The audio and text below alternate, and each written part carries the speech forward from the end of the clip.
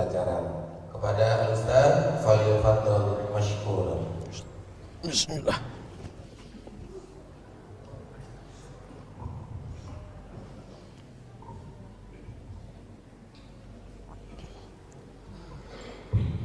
Bismillahirrahmanirrahim. Assalamualaikum warahmatullahi wabarakatuh.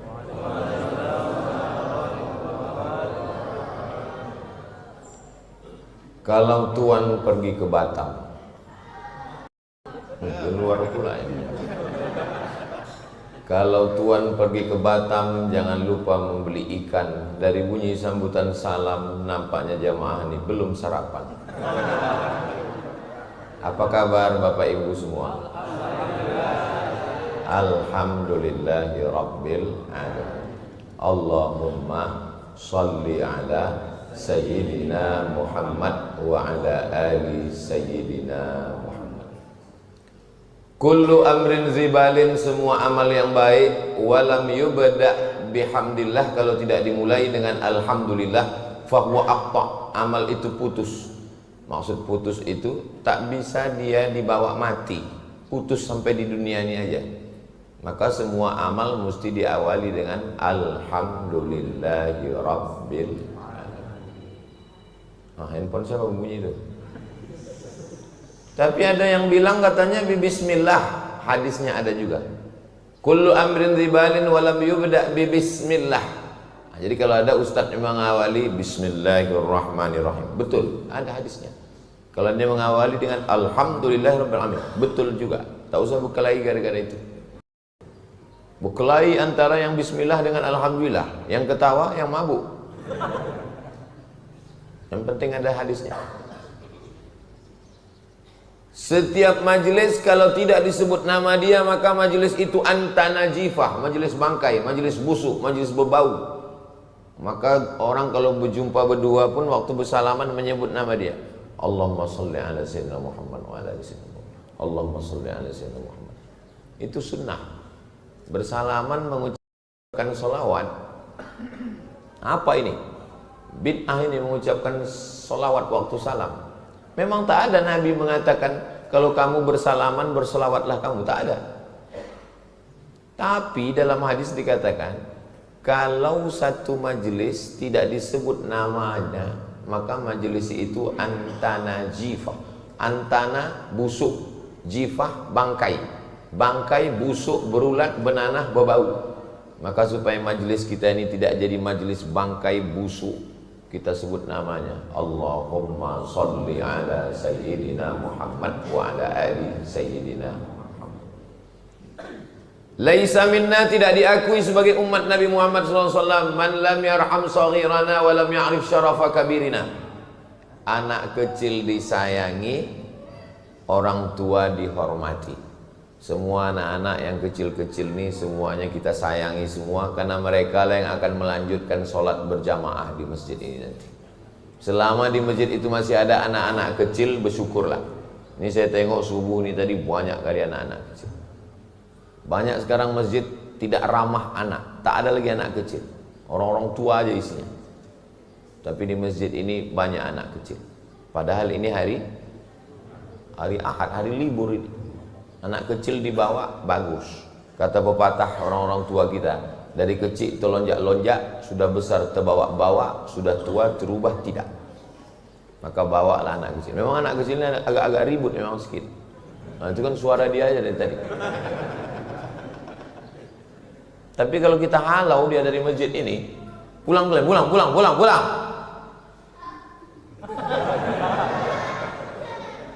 Nanti siapa yang mau meramaikan masjid ini? Kalau di masjid itu masih ada anak-anak berlari-lari, berteriak-teriak, melompat-lompat, bersyukurlah. Ada video saya tonton. Pas sedang sholat, anak itu di belakang ribut. Mungkin bapaknya emosi, mundur, dia disipakkannya anak itu ke belakang. Takutnya yang menyipak itu mati. Umat darah tingginya kan. Nah, maka yang orang tua kita hormati. Ustadz-ustadz, guru-guru kita yang hadir subuh ini yang tak dapat saya sebutkan satu-satu namanya, kita doakan panjang umur, sehat badan, supaya melimpah berkah umurnya untuk kita semua. Amin ya rabbal alamin. Subuh ini kita mau mengkaji hadis. Yang mau kita kaji subuh ini adalah hadis. Pakai sa, hadis. Kalau pakai baris atas, hadas. Jangan salah. Apa yang dikaji Ustaz Somad tadi? Hadas. Ada hadas besar, ada hadas kecil. Kalau hadas kecil cukup dengan wudu. Tapi kalau hadas besar mesti mandi wajib. Yang dikaji hadis subuh ini adalah hadis. Hadis itu apa? Hadis itu 5. Ma udhifa ila Nabi sallallahu alaihi wasallam min qaulin aw fi'lin aw taqririn aw sifati khalqilatin wa khuluqiyatin. Ucapan Nabi, perbuatan Nabi, ketetapan Nabi, sifat fisik Nabi dan bawaan Nabi min ba'di wiladatihi, sejak dia lahir sampai Nabi meninggal dunia. Itulah hadis. Jadi nanti kalau ada yang bercerita tentang wajah Nabi, senyum Nabi, cara berjalan Nabi, rambut Nabi, kuku Nabi, itu semua disebut dengan hadis. Hadis itu kalau bahasa Indonesianya apa? Cerita. Cerita-cerita. Cerita Nabi ini dikumpulkan oleh ulama. Kalau menjelaskan hadis, sebutkan kitabnya. Kata Nabi, mohon maaf ya Pak, dalam kitab apa? Pokoknya jangan kau tanya-tanya. Banyak tanya masuk neraka kau nanti. Tapi kalau mau menanya Ustadz, jangan di tengah orang ramai. Takutnya dia entah lupa. Takutnya itu mempermalukan dia depan orang banyak. Nanti pas berdua, Ustadz, hadis yang Ustadz sampaikan tadi itu riwayatnya dalam kitab apa ya Pak Ustadz? Lupa pula aku. Kalau depan orang banyak kan jatuh harga diri dia. Tapi saya kalau ditanya orang, tidak semua saya jawab. Imam Malik pun ditanya 48 masalah, tak semua dijawabnya. Tapi kami tonton di YouTube itu, kami tengok semua Ustadz jawab. Yang bisa aja di-upload. Yang tak bisa jangan dia. Rusaklah harga diri kita. Itu maka saya kalau ditanya, so tolong kalau ada pertanyaan pakai kertas, saya bilang. Kenapa? Karena pakai kertas bisa kita tengok kan. Ini agak payah nih, masukkan ke bawah. Jadi kalau coba langsung kita ditanya, itu riwayat siapa kata dia? Nomor berapa? Bab apa katanya? Gimana caranya biar supaya kita nggak jatuh? Ngamuk kita. Yang kau tanya lagi, kau pikir aku bodoh ini? Gitu caranya. Jadi hadis yang mau kita kaji ini kitabnya namanya Sahih Al-Bukhari. Apa namanya? Sahih Al-Bukhari. Sebetulnya judulnya panjang. Al-Jami' Al-Musnad Al-Mukhtasar min umuri Rasulullah sallallahu alaihi wasallam wa sunanihi wa ayyamih. Kenapa kitabnya ini disebut dengan Al-Jami'? Jami' artinya semuanya ada. Karena di dalamnya ada akidah, di dalamnya ada fiqih, di dalamnya ada akhlak, di dalamnya ada sirah, di dalamnya ada doa, di dalamnya ada zikir. Maka disebut dengan Al-Jami'. Kenapa disebut musnad? Karena di dalamnya bersanad. Apa itu sanad? Silsilah. Ustadz dulu belajar Quran sama siapa? Aku belajar Quran sama Syekh Azra'i Abdur Ra'ub. Rumahnya di tepi Sungai Deli. Datang saya ke rumahnya dulu. Saya sekolah di Muallimin. Kalau tuan membeli peniti jangan dicucukkan ke sayur kubis. Kalau mik sudah mati-mati tanda waktu sudah mau habis. Saya dulu sekolah di Muallimin Al-Wasliyah, Jalan Sisingamangaraja, Simpang Marendal, pagi. Nah, kalau malam saya mengaji ke Syekh Azra'i Abdur Ra'ub di Sungai Deli. Ngaji di situ. Dari tahun 90 sampai 93. Khatam saya dari Al-Fatihah sampai An-Nas. Syekh Azra'i itu kalau mengajar duduk aja. Tapi kalau salah gitu, apa gitu? Macam tidur dia, hafal Quran. 4 kali jadi dewan juri musabaqah tilawatil Quran internasional di Makkah Al-Mukarramah. Saya tahunya sesudah dia meninggal. Waktu ngaji itu anak kita anak SMP mana tahu ngaji. Pas dia meninggal saya baca koran Sudah meninggal hari ini ulama besar internasional, pernah jadi 4 kali dewan juri di Makkah Al-Mukarramah, dihormati oleh pemerintah Saudi Arabia dan dunia. Syekh Azra'i Abdul. Oh, guru tempatku mengaji itu. Hebat rupanya dia. Allah maafillahu warhamhu wa'afihi wa'afain. Syekh Azra'i itu belajar ke siapa? Namanya Syekh Ahmad Hijazi di Makkah Al-Mukarramah. Dari gurunya sampailah ke sahabat Nabi namanya Ubay bin Ka'ab, Utsman bin Affan, Sayyidina Ali bin Abi Thalib, sampailah ke Sayyidina Muhammad sallallahu alaihi wasallam. Itu namanya sanad. Jadi tolong dihidupkan lagi sanad-sanad Al-Quran di Medan ini, karena Medan ini tempatnya qori-qori, ulama-ulama besar dulu di Medan ini. Imam Masjidil Haram di Makkah itu punya muridnya itu datang ke Medan ini, diangkat menjadi imam besar Masjid Raya Al-Masun oleh Sultan Delhi. Namanya Syekh Hasan Ma'sum. Syekh Hasan Ma'sum ini udah tua. Jadi waktu itu ditanya orang, Syekh Hasan Ma'sum, nanti kalau engkau meninggal dunia siapalah pelanjut engkau? Ditunjuk Syekh Hasan Ma'sum. Itu yang akan melanjutkan nanti. Yang ditunjuknya itu namanya Syekh Muhammad Arsyad Thalib Lubis. Ulama-ulama besar. Tolong anak-anak muda tulis biografinya di sosmed, supaya orang tahu Medan ini tempatnya ulama-ulama hebat. Ini sekarang saya tidak di Sumatera Utara nih, tinggal saya di Riau. Apalah yang orang tahu tentang Sumatera Utara ini sekarang? Pagar besi banyak hilang.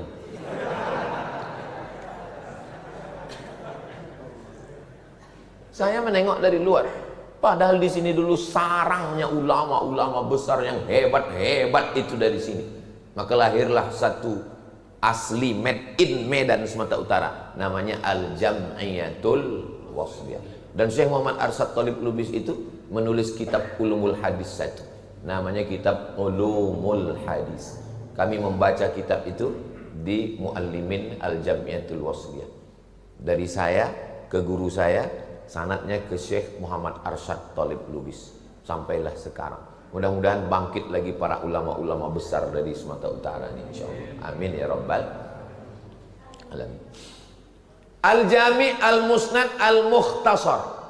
Mukhtasar, kenapa disebut kitab ini mukhtasar, ringkasan? Karena hafalan hadisnya 600.000 hadis. Yang ada di kepala Imam Bukhari itu 600.000 hadis, 600.000 hadis. Tapi kalau itu dicetak banyak kali, akhirnya diringkasnya, itulah dia kitab isinya 7.275 hadis. 7.275 hadis. Al-Jami' As-Sahih Al-Musnad Al-Mukhtasar. Kenapa disebut As-Sahih? Karena semua hadis yang ada dalam kitab ini sahih. Rupanya hadis itu berapa? Yang paling tinggi sahih. Di bawah sahih hasan. Di bawah hasan dhaif. Di bawah dhaif maudhu'. Maudhu' tak boleh diriwayatkan sama sekali, hadis palsu. Al-Bazinjan syifa'un min kulli da'.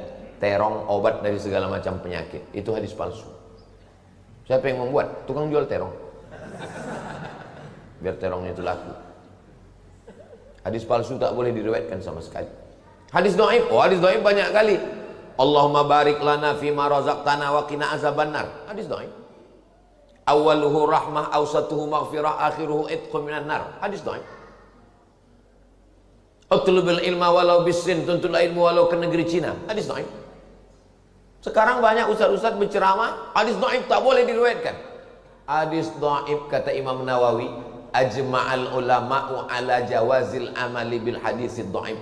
Ijma' ulama boleh mengamalkan hadis dhaif kalau cukup 5 syarat. 1, bukan masalah halal haram. 2, bukan masalah akidah. 3, tak ada periwayatnya yang kazab, penipu, pendusta, pembohong. 4, masih bernaung di bawah hadis sahih. 5, untuk fadail a'mal, motivasi beramal. Misalnya ada ustadz nanti khutbah Jumat, disampaikannya, semangatlah anak-anak Medan menuntut ilmu. Utlubil ilma walau bisin, tuntutlah ilmu walau ke negeri Cina. Boleh apa tak boleh? Boleh. Apa pula salahnya? Bukan masalah akidah, bukan masalah fikih. Bukan ada periwayatnya yang pendusta, masih bernaung di bawah hadis sahih. Dan untuk fadail a'mal, memotivasi supaya orang belajar. Tuntutlah ilmu ke negeri Cina. Dulu begitu. Sekarang tak perlu, karena Cina itu sudah datang kemari. Sampai jauh-jauh ke sana. Nah, jadi jangan sembarangan. Ini baru mendengar 2 kali YouTube, orang anti hadis dhaif langsung menyalah-nyalahkan orang. Hadis hasan dan hadis sahih tak ada ikhtilaf antar ulama, boleh diamalkan.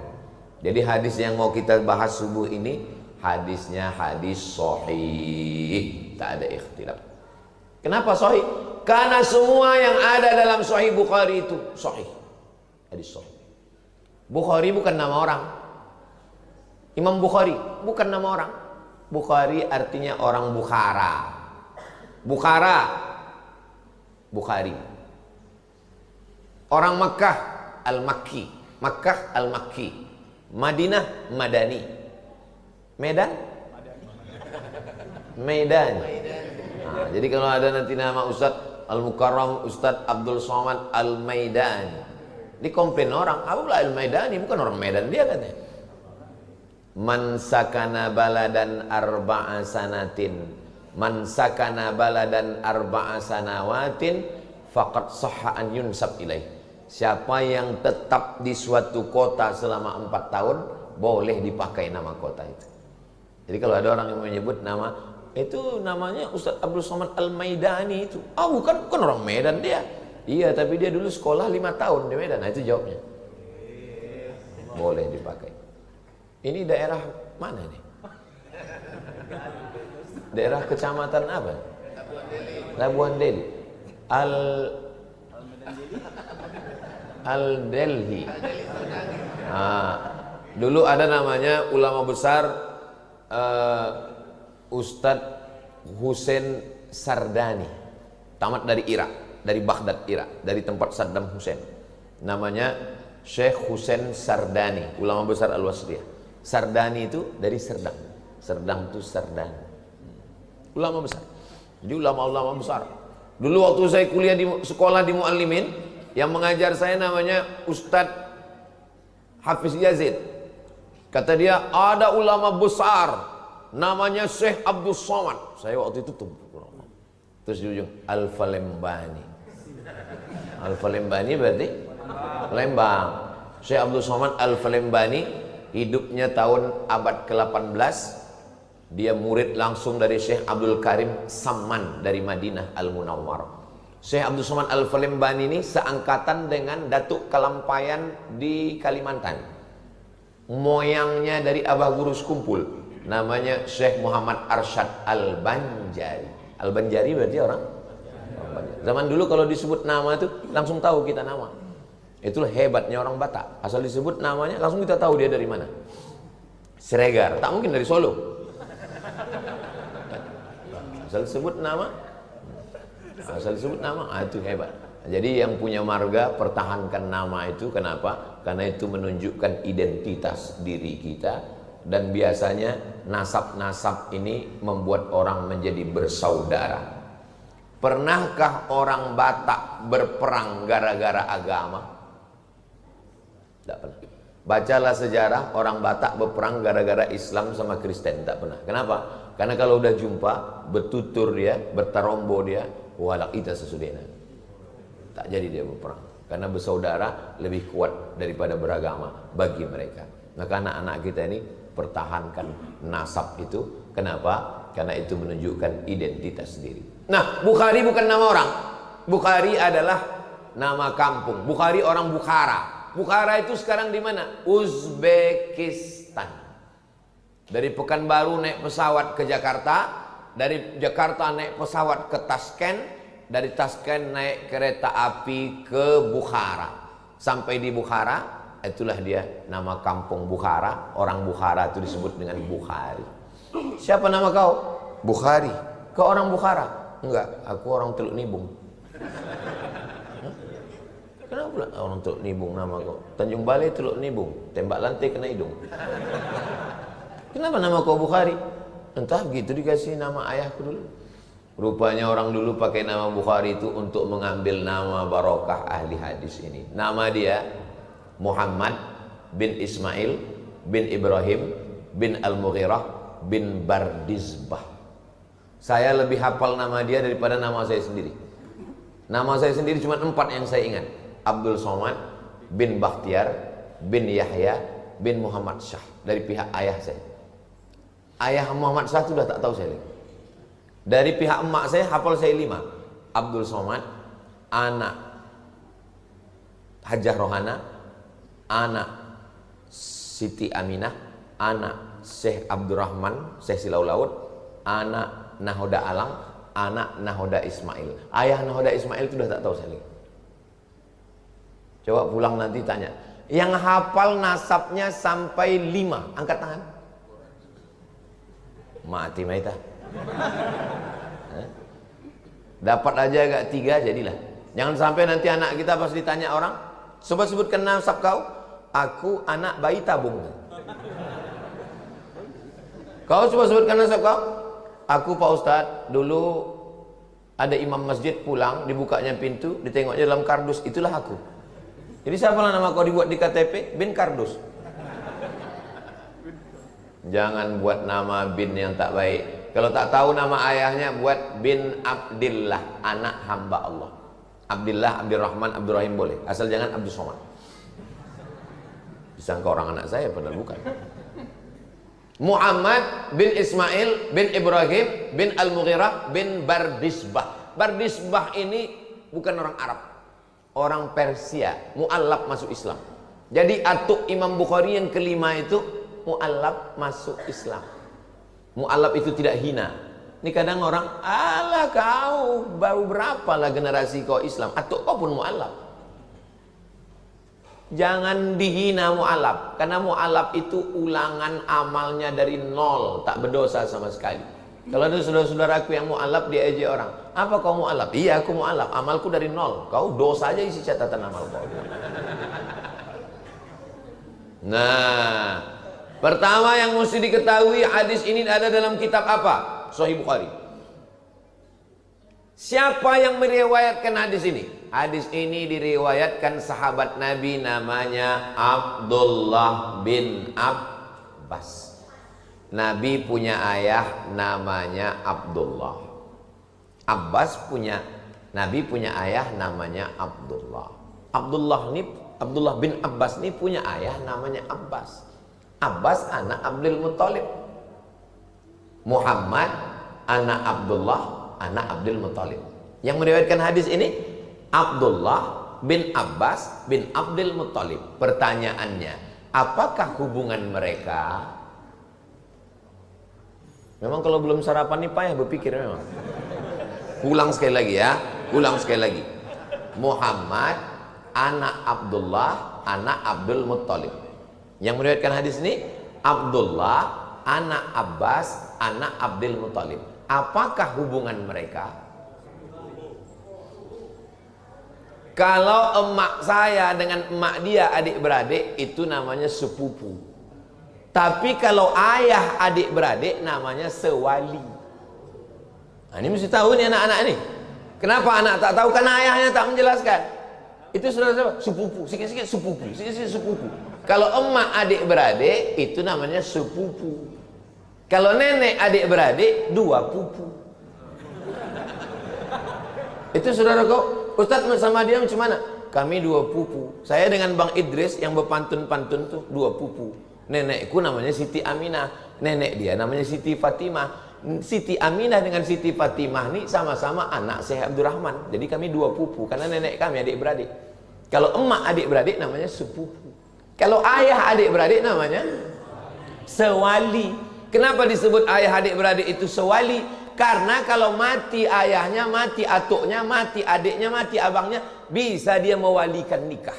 Itu maka disebut dengan saudara sewali. Kalau emak kita dengan ayah dia adik-beradik, apa namanya? Kalau bahasa Melayunya peseloroan. Kenapa disebut peseloro? Karena dia berseloro, lama-lama berlaki berbini. Awalnya berseloro, bergurau-gurau, lama-lama nikah. Nah itu dia peseloroan. Baru tulang. Paham? Kalau bahasa Arabnya namanya binti ammi. Begitu. Anak-anak kita ini mesti saya jelaskan. Saya di rumah emak saya itu saya jelaskan. Ini namanya Syekh Abdurrahman. Dia punya anak namanya Siti Fatimah. Siti Fatimah punya anak namanya Siti Ruqyah. Yang dari induk ini namanya Siti Aminah. Punya anak namanya Syekh Muhammad Ali. Nama adiknya lagi Siti Hadiah. Yang ini punya anak namanya Syekh Abdul Latif. Nanti punya anak-anak. Jadi setiap datang tamu hari raya aku tanya, kau sama ini apa hubungan kalian? Tengok itu. Oh, nenek kami adik-beradik. Kalau tak dibuat begitu orang tak tahu. Lebih kenal dia kawan di Facebook. Jadi tolong buatkan ini. Itulah hebatnya orang Batak. Orang Batak tarombo itu dijaganya. Betul? Makanya kalau udah panggil, jumpa dia, ada margamu, baru habis itu ditanya, apalah kau manggil aku? Apa ya? Berarti kau Batak palsu, kata dia. Itu dijaga. Karena ditutur urut ke atas, kita ini rupanya bersaudara. Halak kita sesudena. Rupanya bersaudara. Ustaz janganlah bilang Batak, kami orang Jawa. Sedulur sederek sedoyo kabeh. Pripun kabare panjenenganipun? Muga-muga sing melu acara iki padha kabeh mlebu nang surga. Aku ya iso ngomong Jawa. Nek sampean arep ngomong kowe aku iso.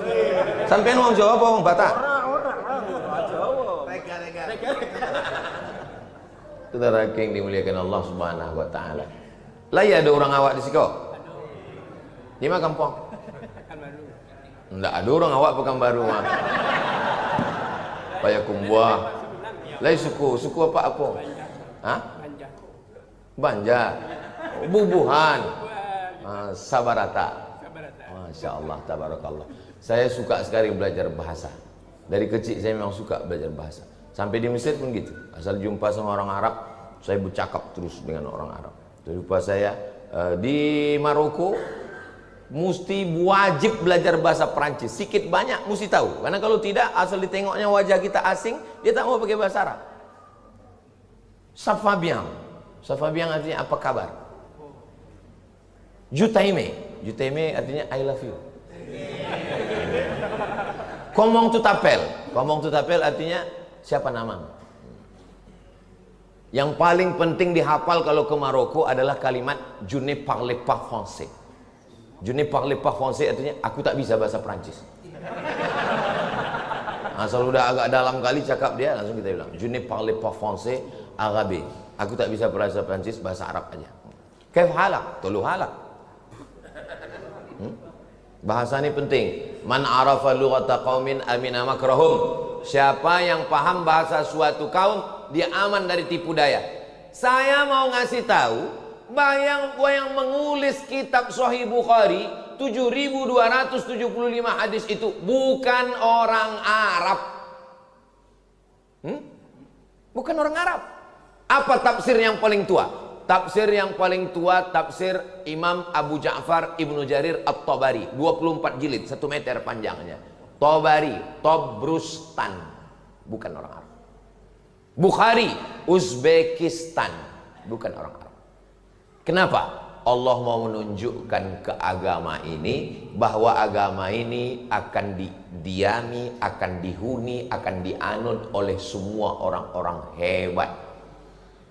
Kita kalau belajar hadis, sanad ahli sanad dunia ini namanya Syekh Muhammad Yasin bin Isa Al-Fadani. Fadani dari mana? Padang.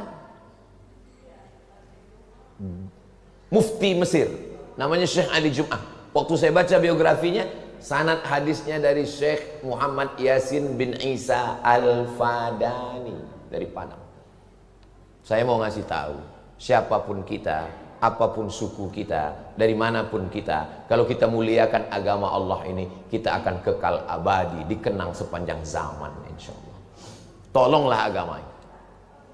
Imam Masjidil Haram meninggal tahun 1916, namanya Syekh Ahmad Khatib Al-Minkabawi. Orang mana itu? Minangkabau. Jadi jangan asal disebut Minangkabau, rumah makan Gumarang. Minangkabau, rumah makan Minang, rendang. Syekh Ahmad Khatib Al-Minkabawi. Berperang antara padri dengan adat. Orang padri berpegang ke agama, adat melagayam. Berperang dilaga oleh Belanda, Divide et Impera, lari ke Makkah. Sampai di Makkah menghafal Quran, menghafal hadis, menghafal fikih, usul fikih, bahasa Arab. Malang tak dapat ditolak, untung tak dapat diraih. Kalau tuah ada di badan, pasir digenggam menjadi intan. Ahmad Khatib Al-Minkabawi nikah sama anak saudagar kaya namanya Syekh Soleh Al-Kurdi. Syekh Soleh Al-Kurdi punya anak gadis cantik, nikah sama anak Syekh Soleh Al-Kurdi. Syekh Soleh Al-Kurdi dekat dengan Raja Makkah. Waktu itu sebelum revolusi King Abdul Aziz. Revolusi King Abdul Aziz 1924. Sebelum revolusi King Abdul Aziz. Lalu kemudian Syekh Soleh Al-Kurdi membawa anaknya tadi, menantunya tadi, Syekh Ahmad Khatib, sholat bersama sultan, bersama raja. Yang jadi imam raja. Zaman dulu raja-raja itu bisa jadi imam. Zaman sekarang ada juga yang bisa jadi imam, tapi zuhur aja. Tak berbunyi. Modal Allahu Akbar. Saking groginya, sami Allah pun lain. Sami Allahu Akbar. Majulah Syarif Husain tadi jadi imam. Pas baca ayat, ditakdirkan Allah salah ayatnya. Pas salah ayat, diluruskan oleh Syekh Ahmad Khatib dari belakang. Selesai sholat, Syarif bertanya, siapa yang meluruskan tadi? Ahmad Khatib Al-Minkabawi. Kagum dia dengan ilmunya, diangkat jadi imam Masjidil Haram. Dialah orang Nusantara, orang Pulau Sumatera, orang Indonesia. Waktu itu belum ada Indonesia, karena Indonesia baru ada 30 tahun setelah dia meninggal. Dia meninggal 1916, Indonesia baru ada 1945. Jadi waktu itu kita masih kerajaan-kerajaan. Lalu kemudian dia mengajar di Masjidil Haram. Pulanglah muridnya dari Makkah. Nama muridnya itu Kiai Haji Hadratus Syekh Muhammad Hashim Asy'ari. Pulang ke Jombang, wong Jawa. Itulah yang mendirikan Nahdlatul Ulama. Salah satu muridnya pulang lagi ke Bukit Tinggi. Nama kampungnya Canduang. Itulah yang disebut dengan Inyak Canduang. Syekh Sulaiman Ar-Rasuli, Perti, Persatuan Tarbiyah Islamiyah. Salah satu muridnya dari Makkah itu pulang ke tanah Delhi, datang Sultan Delhi, diangkat jadi imam besar. Itulah dia Syekh Hasan Maksum. Murid-muridnya mendirikan Al-Jam'iyatul Wasliyah. Di Sumatera Barat Tarbiyah Islamiyah, di Jawa Timur Nahdlatul Ulama. Prinsipnya 3, akidahnya Asy'ari, wujud, qidam, baqa, mukhalafatul hawadisi, qiyamuhu binafsihi, wahdaniyah, qudrat, iradat, ilmun, hayat, sama, basar, kalam. Fikihnya Syafi'i, tasawufnya Imam Al-Ghazali. Saya mau menyampaikan ke seluruh masjid-masjid, tolong jamaah pengajian-pengajian pakai kitab.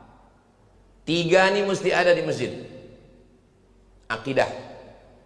Kami dulu di Muallimin nama kitabnya Al-Husunul Hamidiyah waktu sanawiyah. Waktu aliyah kitabnya Ad-Dasuqi ala Ummil Barahim. Bacakan kitab itu ke jamaah. Fikihnya waktu di Muallimin dulu Tuhfatut Tullab, Imam Zakaria Al-Ansari. Tasawufnya waktu di Muallimin dulu Ihya Ulumuddin, tapi 4 jilid besar kali. Baca ringkasannya, namanya Mau'izatul Mu'minin min Ihya Ulumuddin, diringkas oleh Syekh Jamaluddin Al-Qansi. Cukuplah itu udah pengajian yang cerita ke sana, cerita kemari, cerita ke sana, cerita kemari. Bukan saya menyepelekan, bukan. Saya takut nanti jamaah ini udah ingat, asal ini ustadznya ini pasti dulunya sabar. Ditengoknya, baru ditengoknya muka ustadz udah tahu ya ini tawakal nih. Coba berkitab. Saya kalau di dekat rumah saya pakai kitab. Kitab yang saya pakai Riyadus Shalihin. Karena kebetulan saya kuliah dulu jurusan hadis. Itu yang saya paham.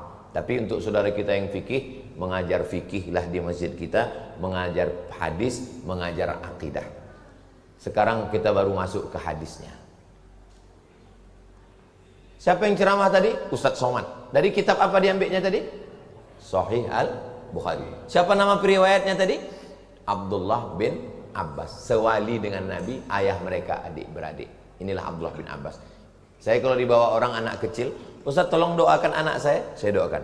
Allahumma faqihhu fid din wa 'allimhu ta'wil. Itu doa Nabi untuk Abdullah bin Abbas.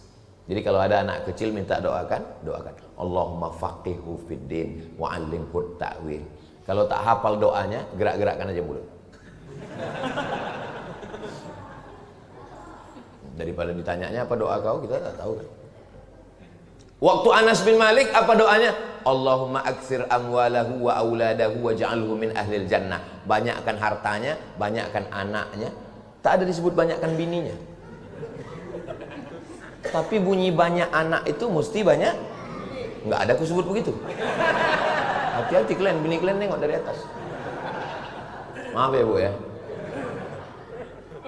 Allahumma aksir amwalahu, banyakkan hartanya, wa auladahu, banyakkan anaknya, waj'alhu min ahlil jannah, jadikanlah dia penghuni surga. Makanya kalau ada orang bawa anak kecil, doa Nabi kepada cucunya Hasan Husain, u'izukuma bi kalimatillahi tammati min kulli syaitani wa hamma min kulli ainil lamma. Kalau ada orang bawa anak kecil ke saya campur 3 doa itu. Allahumma faqihhu fiddin wa 'allimhu ta'wil warzuqhu fahmal mursalin. Allahumma aksir amwalahu wa auladahu waj'alhu min ahli jannah, u'idzuka bi kalimatillahi tammati min kulli syaitani wa hamma min kulli ainil lamma. Aku tak bisa bahasa Arab Pak Ustaz, aku udah tua tak bisa aku menghafal. Doa pakai bahasa kita aja. Selamatkan anak ini dari sabu-sabu, dari lem kambing. Selamatkan anak ini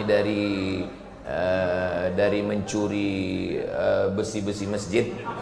Selamatkan anak ini dari buah kecubung. Selamatkan dari ganja, selamatkan dari mabuk pertamak. Selamatkan dari menjual tabung gas untuk beli narkoba. Tak usah kuat-kuat, pelan-pelan aja. Tahu orang sebelah, lain doa kau nih, dengar. Nah, sekarang baru kita masuk teks hadisnya. Kitabnya Sahih Bukhari, riwayatnya Abdullah bin Abbas. Abdullah bin Abbas ini makamnya di Taif. Panjang umur, sehat badan. Kita nanti umroh bulan Oktober bersama Ustadz Iqbal Sauki Pulungan. Nama terapelnya Grand Sapanauli. Hubungi nomor kontak berikut. Ongkos tanggung masing-masing.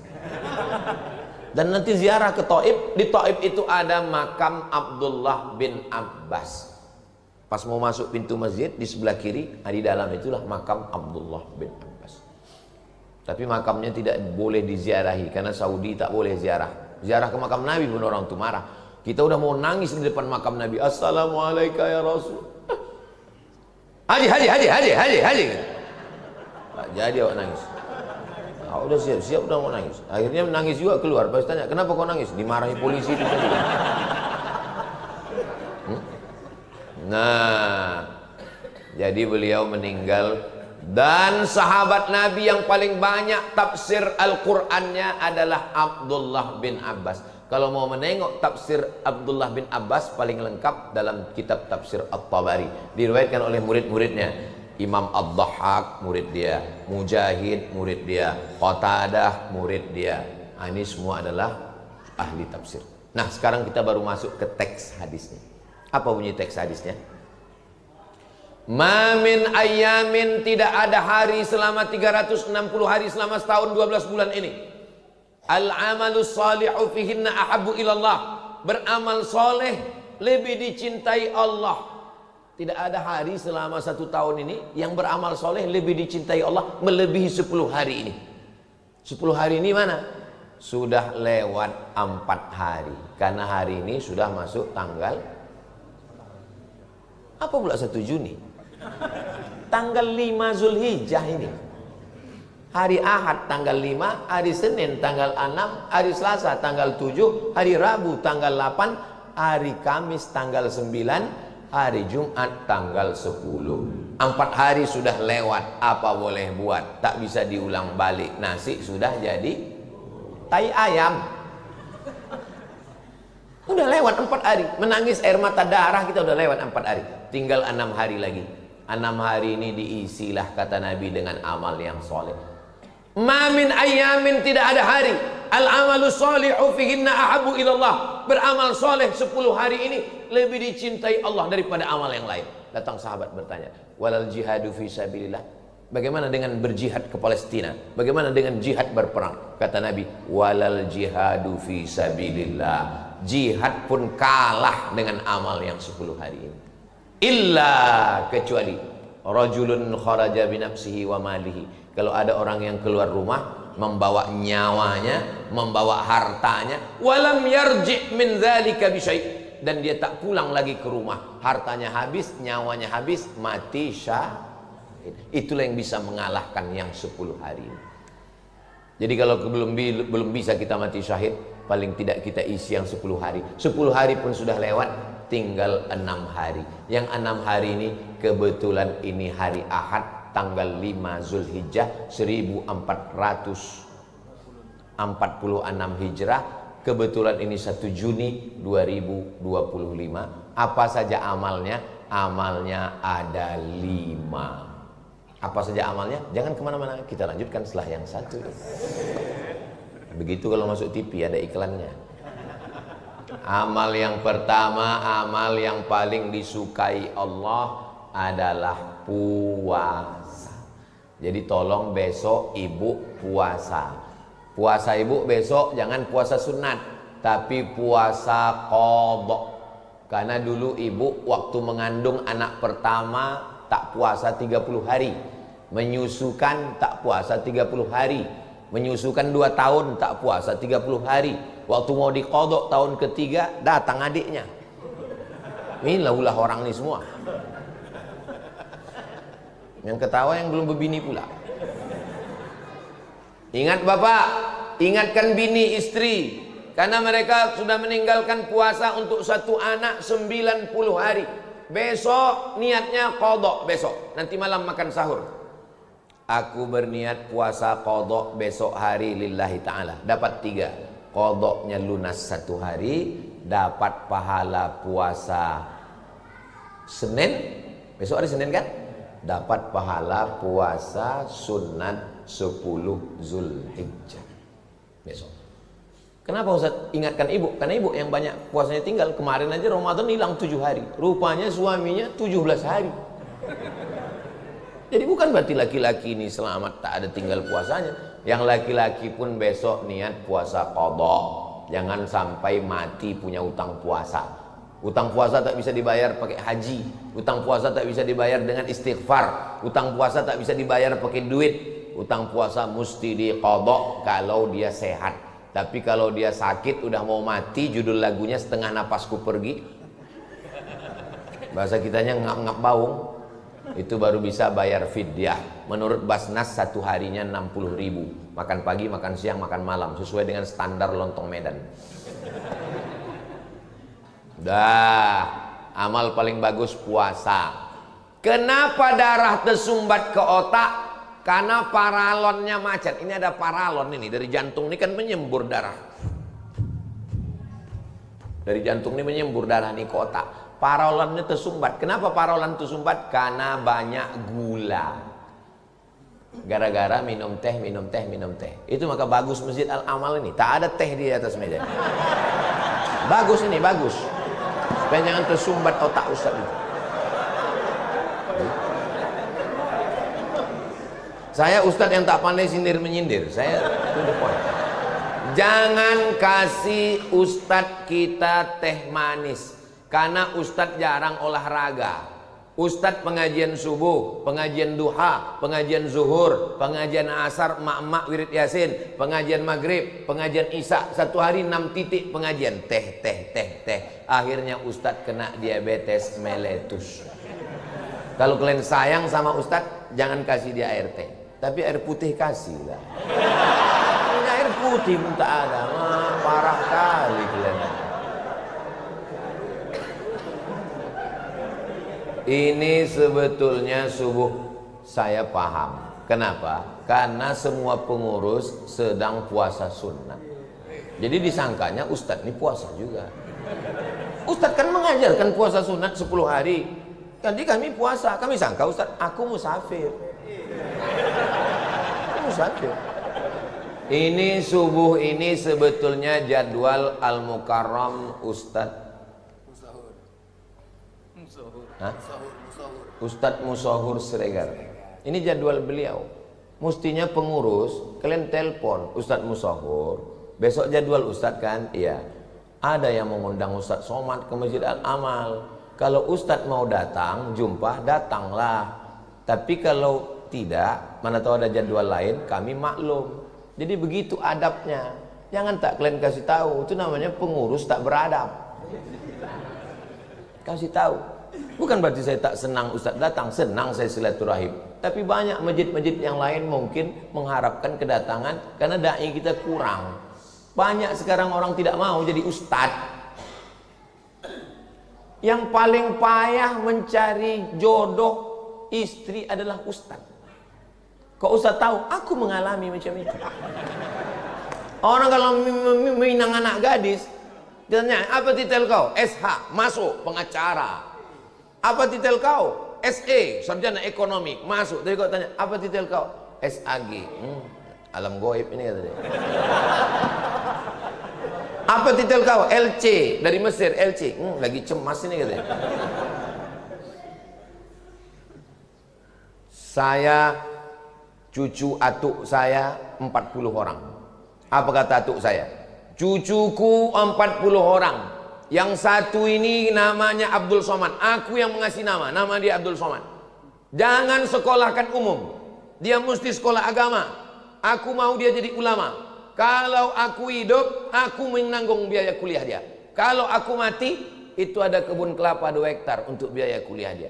Jadi saya jadi ustadz ini bukan mendadak jadi ustadz. Ada juga orang tak ada niatnya jadi ustadz, cuman karena tak ada kerja lain jadi ustadz. Kalau aku tidak, aku memang dari kecil disetting jadi ustadz. Bagiku jadi ustadz ini adalah takdir perjalanan hidup. Cucuku kata tok saya yang ini mesti jadi ulama. Kalau umurku panjang, aku menyekolahkan dia. Kalau aku mati, itu kebun 2 hektar untuk biaya kuliah dia. Atuk saya meninggal tahun 1980. Meninggal dia tahun 80, pokok kelapa tuh ikut mati. Berjual, tak ada lagi. Tapi saya dapat beasiswa ke Al-Azhar Kairo. S2 saya dapat beasiswa ke Maroko. S3 saya dapat lagi bantuan ke Sudan. Profesor saya dari Universiti Islam Sultan Syarif Ali Brunei Darussalam. Semuanya itu saya yakin karena barokah atuk saya berniat baik. Bapak kalau punya anak 5, punya anak 3, 1 tuh wakafkan ke agama Allah jadi ulama. Jangan takut anak tak makan. Kami sama Ustadz Sregar kurus begini bukan karena tak makan. Memang udah takdir kami begini. Jangan takut anak sekolah agama tak makan. Kalau ada orang yang takut menyekolahkan anak cucu ke agama takut tak makan, tolong bawakan dia ke rumah sakit. Periksakan. Jangan-jangan lambungnya dekat sama otaknya. Otak udang. Di situ otaknya, di situ lambungnya. Disengaja dijauhkan Allah otak ini dengan lambung supaya apa? Supaya kita jangan berpikir hanya makan. Karena memang belum sarapan ini makan aja pikiran kita ini. Kenapa darah macet masuk ke otak? Karena minyak. Dari mana minyak datang? Santan. Makan lontong Medan, santan. Soto Medan, santan. Kuah kacang berlemak, santan. Gorengan-gorengan, minyak. Minyak, santan, kolesterol tersumbat. Obat yang paling bagus puasa. Maka kalau ada bapak-bapak sakit-sakit, tak enak badan, asam urat, asam lambung, asam kumbang, asam sulfat, tidak ada obat lain, puasa. Makanya dalam hadis dikatakan sumu tasihu, berpuasalah kamu maka kamu akan sehat. Ini banyak sekarang perempuan-perempuan nih puasa. Pas ditanya puasa apa? Diet. Dah. Berikutnya amalan yang kedua. Aku tak sanggup puasa Pak Ustadz. Ususku sudah kena mah akut. Yang tak sanggup puasa, amalan yang kedua, banyak-banyak sholat sunat.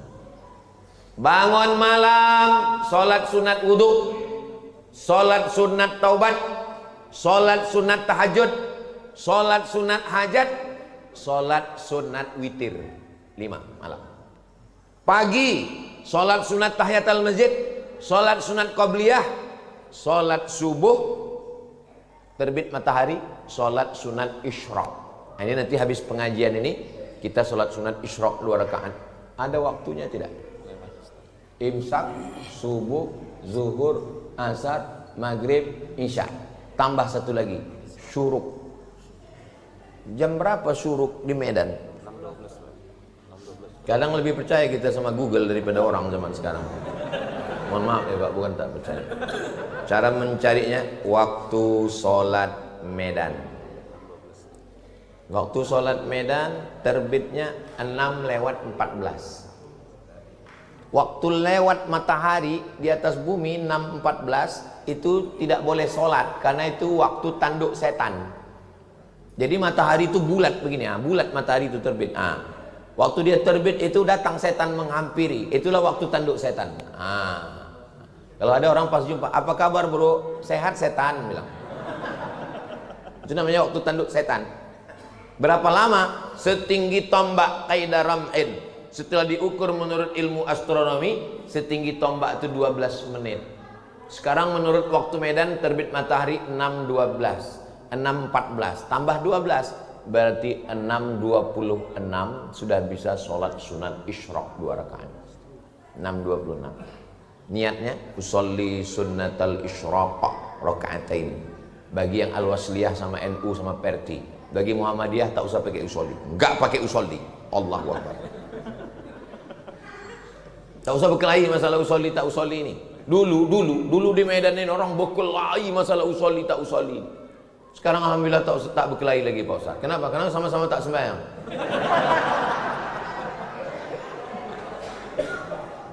Nah, jadi yang paling bagus sholat sunat. Aku tak bisa puasa Pak Ustaz, ususku berlubang. Sholat sunat. Aku tak bisa sholat sunat Pak Ustaz, lututku sakit kali. Yang ketiga, banyak-banyak baca Quran. 1 jam 1 juz, 1 hari 3 juz, 10 hari 30 juz. Kalau cuma 3 juz enteng lah, encer lah. Aku 4 juz bisa, juz melon, juz pokat, juz mangga. Aku tak bisa baca Quran Pak Ustaz, asal ku tengok Quran itu bersatu titiknya. Masih ada harapan lagi. Apa dia? Zikir. Afdalul zikri fa'lam, seafdal zikir adalah la ilaha illallah, la ilaha illallah, la ilaha illallah. Tadi sebetulnya Pak Imam tadi mau berzikir. Imam tadi mau berzikir sebetulnya, subhanallah 33, alhamdulillah 33, Allahu akbar 33, la ilaha illallah 100. Cuman datang pengurus berbisik dari belakang, jangan lama-lama. Jadi aku tengok itu semua, aku amati, bukan tak aku tengok. Jangan gara-gara ada pengajian tak berzikir, ini tak betul. Berzikir ini sunnah. Aku nanti kalau di akhirat ditanya malaikat, kenapa jamaah Masjid Al-Amal subuh Ahad tanggal 5 Zulhijjah tak berzikir? Kata imam, aku dilarang pengurus. Ditanya pengurus, kenapa kau larang berzikir? Karena menghormati Ustaz Somad. Aku yang kena. Aku tak ada nyuruh ya. Aku tak ada pesan. Usahakan berzikir. Subhanallah, subhanallah, subhanallah. Sunnah berzikir. Saya setiap jadi imam, tanya pengurus-pengurus nih. Setiap saya jadi imam, walaupun musafir, zikir tak pernah saya hilangkan. Subhanallah 33, alhamdulillah 33, Allahu akbar 33. Kalau kebetulan imam subuh di hotel, di rumah, di mana, afdalul zikri fa'lam annahu la ilaha illallah, la ilaha illallah. La-nya itu tidak, la. Pas lafaz Allahnya itu ke jantung. La ilaha illallah. Bagi yang mau menggoyangkan kepala. Yang tidak, ya tak usah. La ilaha illallah, la ilaha illallah, la ilaha illallah. Karena tidak ada wajib menggoyangkan kepala. Ini kadang orang ini asal berzikir goyang kepala, asal gini goyang kepala. Pasti tanya kenapa gue goyang? Entah, aku tengok orang goyang, aku goyang kepala. Tapi saya tengok Pak Ustadz, orang-orang tarekat Naksabandiyah itu tak ada zikirnya kuat-kuat, tasbihnya aja berputar. Itu namanya zikir ismuzat. Zikir ismuzat itu di dalam nih, tak berbunyi, tak bersuara. Zikirnya Allah, Allah, Allah, Allah, Allah, Allah, Allah, Allah, Allah, Allah, Allah, Allah, Allah, Allah, Allah, Allah. 1000, 1000, 1000, 1000, 1000, 1000. Satu hari. 5000 wajib satu hari. Allah, Allah. Supaya kita tak banyak bercakap. Ustaz banyak bercakap. Aku memang ceramah, mesti bercakap. Ada memang orang wajib dia bercakap. Siapa itu yang wajib bercakap? Ulama, wajib dia bercakap, menyampaikan ayat Quran dan hadis Nabi. Siapa lagi yang wajib bercakap? Parlemen. Parle bahasa Perancis, artinya bercakap. Parlemen tempat orang bercakap. Makanya kalau ada anggota parlemen tak bercakap, makan gaji buta, makan duit haram, makan duit rakyat. Mesti bercakap dia di situ, mengeluarkan perda, peraturan daerah, mengeluarkan undang-undang, mesti dia bercakap. Yang tak boleh bercakap siapa? Tukang. Tukang tak boleh bercakap. Karena kalau dia bercakap berhenti batu bata. Supir tak boleh bercakap. Di Eropa itu tertulis, don't speak, no speaking, dilarang ngomong ke supir. Kenapa? Kalau dia bercakap salah konsen. Apa kau bilang tadi? Ya betul. Masuk. Pindah alam langsung. Hah? Puasa tak sanggup Pak Ustadz. Sholat sunat, sakit lutut, encok, asam urat, baca Quran. Mata rabun, zikir. Zikir tak bisa, keluar duit, infak, sodakoh, wakaf, bantu masjid, bantu. 5 amal yang utama di bulan. Tak juga sanggup, mati aja lah. Apalah guna hidup, buat semak medannya aja, buat macet jalan Singamangaraja aja. Cemana lah kami mau mati Pak Ustadz? Belum mati lagi, ada jenazah lewat, ikut. Nampak jenazah yang ikut. Habis besi-besi masjid ini nanti. Mudah-mudahan dipanjangkan Allah umur kita supaya kita bisa beramal soleh. Apalah hidup ini? Apalah hidup ini? Mau ku tanya dulu. Saya kalau yang tua segan saya, yang anak-anak muda lah tanya. Mana anak muda tanya. Itulah yang menunduk. Bang, kasihlah saya definisi hidup. Apalah itu hidup?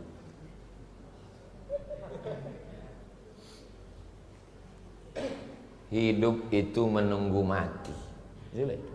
Kita ini semua ini kan menunggu malaikat maut semua ini kan. Hidup ini menunggu mati. Cuman yang namanya menunggu kan bosan, muak kali nunggu nih. Aku muak kali lah nunggu nih Pak Ustaz. Nunggu apa? Nunggu malaikat maut. Supaya kita tidak muak kali dikasih kegiatan, bangun masjid, dikirimnya bidadari-bidadari surga. Kusangka aku lah yang paling tinggi duduk di kursi ini. Rupanya ada yang paling lebih tinggi lagi. Ini bangsawan ini, bangsa yang dekat di awan.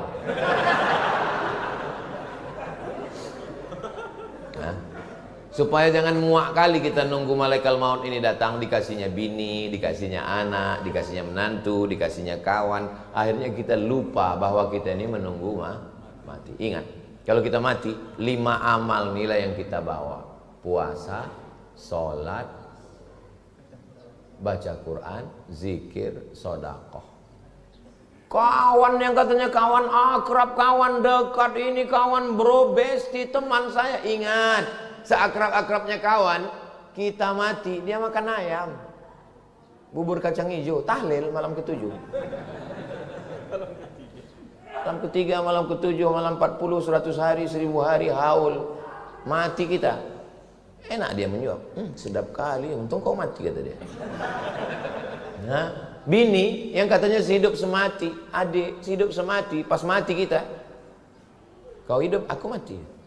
Harta kita berubah. Harta yang katanya kita cari bersama berubah menjadi harta gono gini. Apa artinya? Kau begono, aku begini.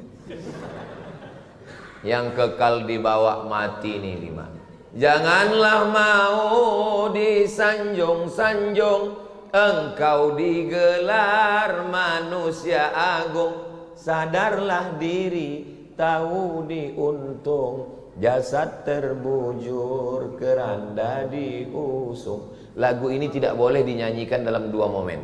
Pertama, waktu acara orang nikah. Jangan ibu nyanyikan lagu itu pasal nanti ada orang nikah. Kalau nikah itu lagu yang bahagia. Barakallah lakuma wa baraka alaikuma. Semangat dia. Ini enggak. Berikut ini mari kita dengarkan satu lantunan lagu dari jamaah Masjid Al-Amal.